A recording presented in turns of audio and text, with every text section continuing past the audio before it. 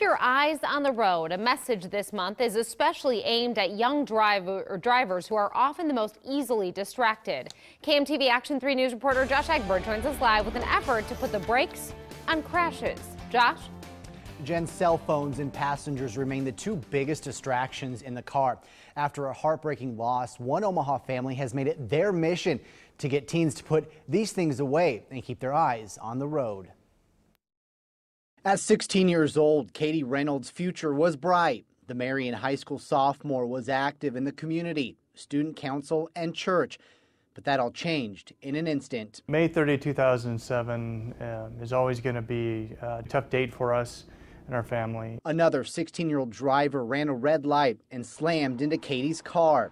That driver distracted. It did make it, I think, a little worse for me personally anyway, to know that it was completely preventable. I would have almost rather it had been something more serious, like a drinking and driving crash or something I could wrap my head around. Katie's dad, Rob, has worked hard since Katie's death to spread the word of the dangers of distracted driving. So I want to be that voice in your head. I want to be the person that you think about when you're riding on the fence of, should I answer that phone or should I look at my phone to answer that text? It's already been a deadly year on Nebraska roads. According to the Nebraska Department of Roads, 63 fatalities have been reported in 2015. That's up 42% compared to this time last year.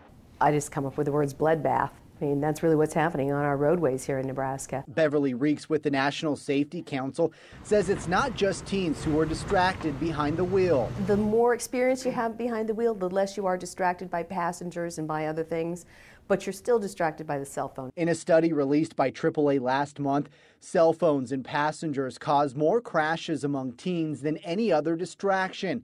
Reek says everyone just needs to stay focused on the road. You really need to make sure that you're going to arrive at your destination safely and that you wake up the next day.